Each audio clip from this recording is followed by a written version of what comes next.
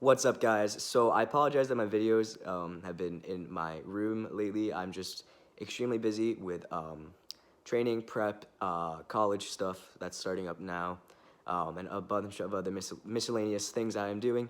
But I just want to quickly come on here and talk about how you should, what you should do when you start training. Like first, like a beginner, I get that question all the time. Like, Alex, I'm starting to go to the gym.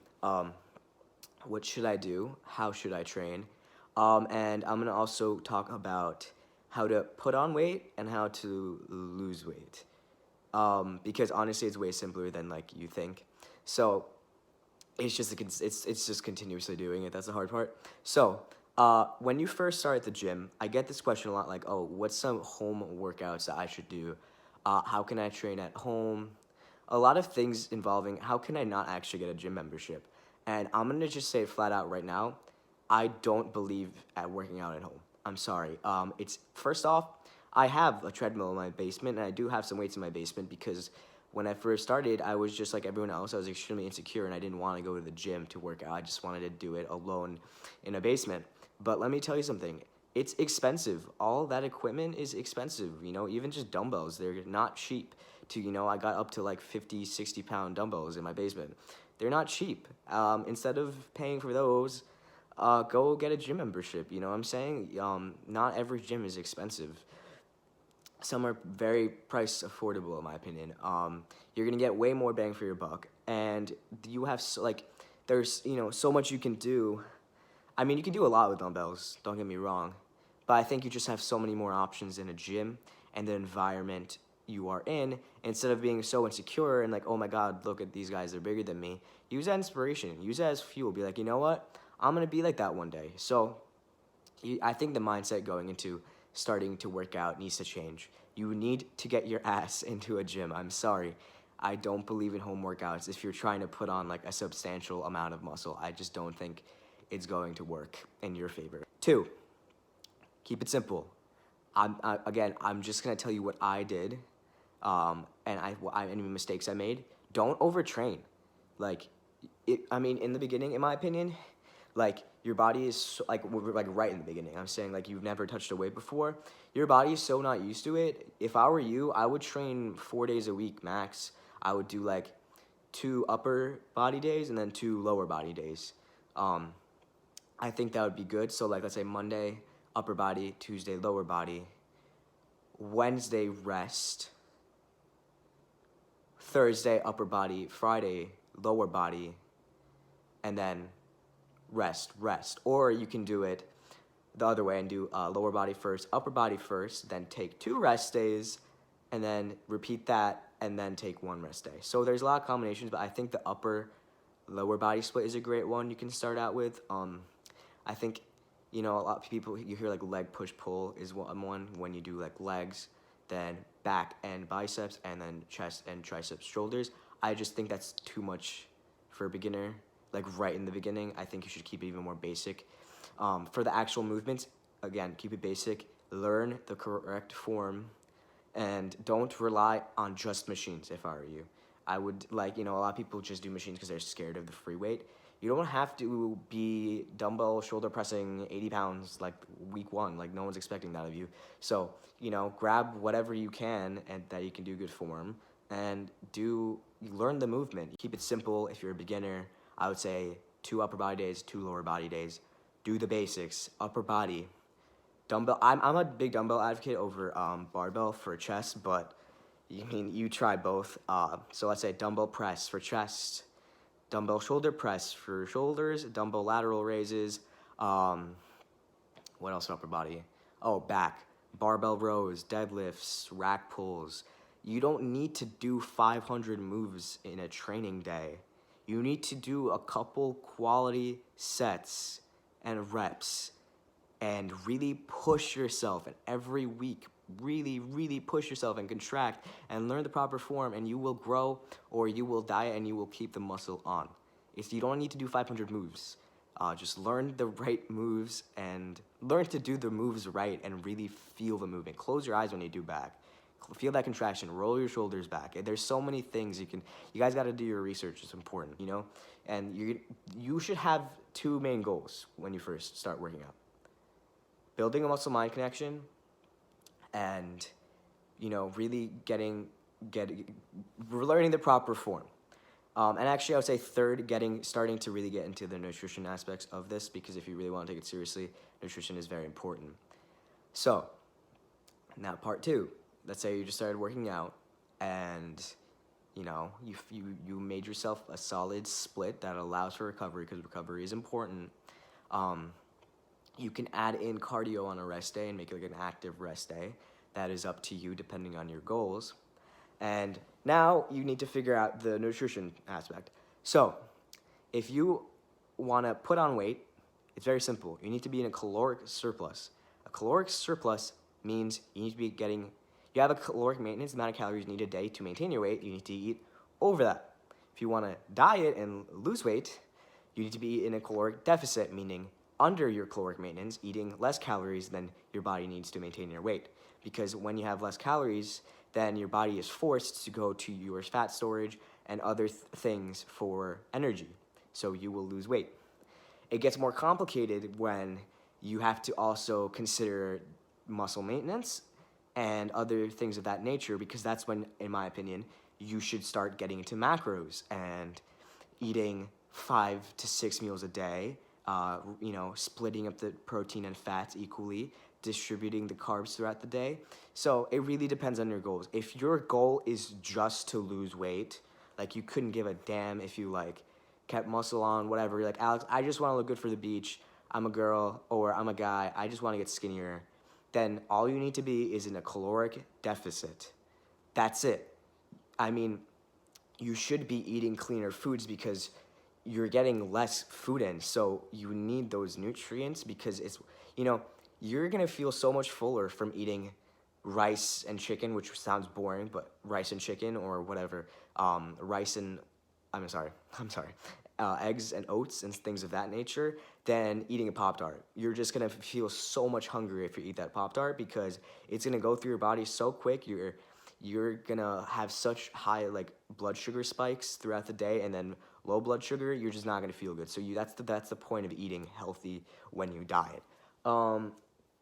When you bulk, people have different, when I say bulk, everyone has different ideas of what bulking means. When I say bulk, I mean being in a caloric surplus.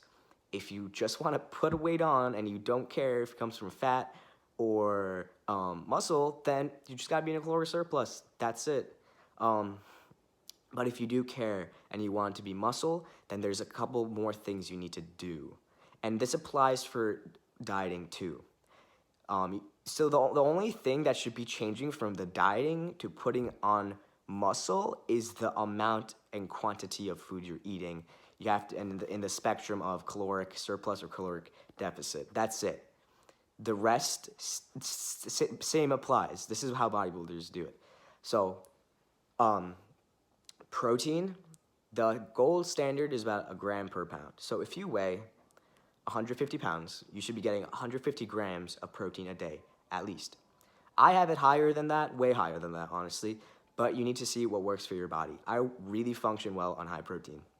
I just learned that through, trying out different things. I work really well on high protein, so I'm at about 1.5 grams of protein per pound. It's a lot, but I love it. I love protein. I love eating chicken and stuff like that, and I feel way better on it. So that's out of the way. 1 gram of protein per pound. You want to split that up, that number, equally into about 5 to 6 meals. Why? People say this is bro science and stuff, and you don't need to do this. I'm not saying you can, as long as you hit that 150 in a day, that's the main goal. But the point of eating more consistently throughout the day is because it increases your metabolism, and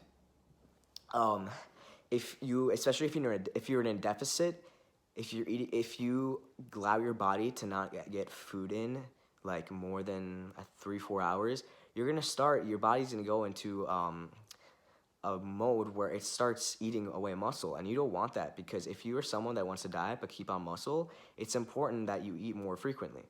So, and when you're putting on muscle, it's important that you eat more frequently, so you will that continuous eating 3 3 hours per meal, 3 hours like in between meals, is you allow a consistent source of protein synthesis to occur in your body. Okay, so we got that out of the way. Fats. This is when it gets a little more tricky, fats and carbs. That's when you hear people doing keto and other, I would say, fad diets. Not that, I think keto works for people, just not everyone. It definitely doesn't work for me. And carbs. So I say you need to play around with it. I'm sorry. There is no straight answer in this, and no human is exactly the same. But I will say this, that I think your carbs should be higher in the morning when you wake up, when you have your first meal.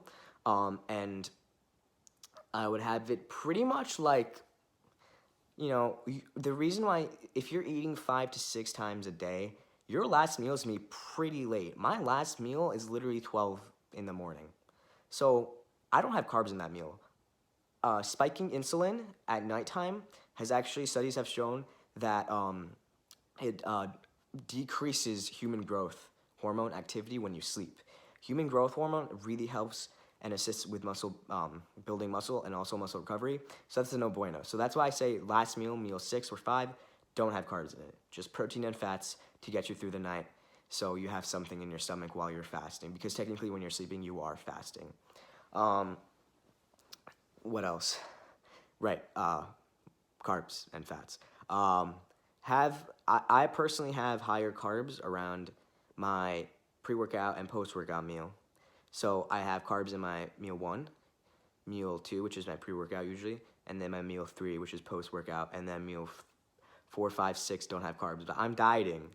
If you're bulking, I would have carbs in meal 1 through 5, and keep clean. So jasmine rice. I wouldn't recommend brown rice just because when you're bulking, you need to eat a lot, and eating so much like fibrous carbs, you're gonna be really bloated and gassy and stuff like that. So I just don't recommend. I don't know. And from my experience, jasmine rice sits really well in the stomach. Cream of rice is a really good idea. A choice pre-workout, post-workout. Oats are always a must in the morning. That's the one thing. Meal 1, I would always have a slow digesting carb. So oats are good.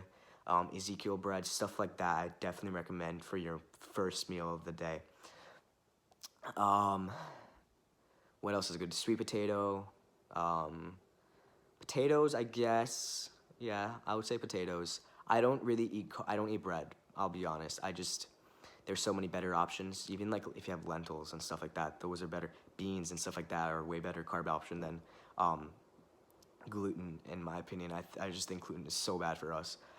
That's a whole rant. What else? Yeah, I mean, it's the things everyone knows. It's just I think people don't like to just own up and be like, you know what, that's what I have to eat and that's what I'm gonna do. I think people don't really know about cream of rice. Cream of rice is a great option, in my opinion. Look into it. Around, I think it's a good option, like pre-workout, post-workout. What else? That's another thing. Why eating consistently, like let's say 5 to 6 meals a day. Okay, if you have carbs, right, and you split it nicely, like 40 grams of carbs, 5 meals, that's a little low in my opinion if you're bulking, but it depends on the person really, and your body weight, etc. But you keep your insulin elevated, but it doesn't crash because it allows it to be elevated and it keeps it nice and high up here, and then you consistently having insulin is good. It's good for muscle growth, etc. You want it. Protein synthesis, that's why you eat so consistently, because to build muscle, it's really important, and to preserve muscle if you're dieting, it's also really important, if that makes sense. What else? Is there anything else I didn't touch? So, key things if you're dieting or bulking, you should be eating 5 to 6 meals a day. 6 preferably. 5, in my opinion, I think you could wake up earlier and then go back to sleep if need be. I used to do that. You're more productive if you have 6 meals a day because you wake up earlier. So, and another thing is, nutrient absorption. If you eat 2 meals a day and they're both over 1,000 calories, your body no way can absorb all those nutrients and proteins and macros, etc. No way. So if you split it up nicely into smaller meals throughout the day, you'll give your body the chance to actually absorb that protein and the carbs and the fats, because your body can, especially protein, if you give your body like 100 grams of protein, at least from my knowledge, it's not going to absorb all of that in one sitting. No way. So like, that's why you want to split it up into smaller portions throughout the day. And again, it raises your metabolism, which I think is good year round, because even if you're bulking, if you have a raised metabolism, you're not going to store so much fat, you know? Um, I hope this wasn't too long-winded. If you have any questions, please leave it in the comments. I apologize. It's just in my room again. I will make sure to, next video next week, I will record my whole workout, because my whole workout split is changing. I am about 13 weeks out right now, so I've been on a training program for about almost 3.5 months. So that's when I usually will change it up a bit to just shock the body. So I will definitely be uploading a lot more training videos on here. So training videos will be on here, and what else? Training videos, prep updates. I will also be posting posing, how I practice my posing. I will do another full day of eating on prep because my calories have lowered, etc. So please stay tuned, because I do give out literally everything I know and do. I'm so honest. I'm brutally honest. So definitely stay tuned. Thanks, guys. Make sure to leave a like if you enjoyed the video and subscribe if you haven't already. Bye, guys.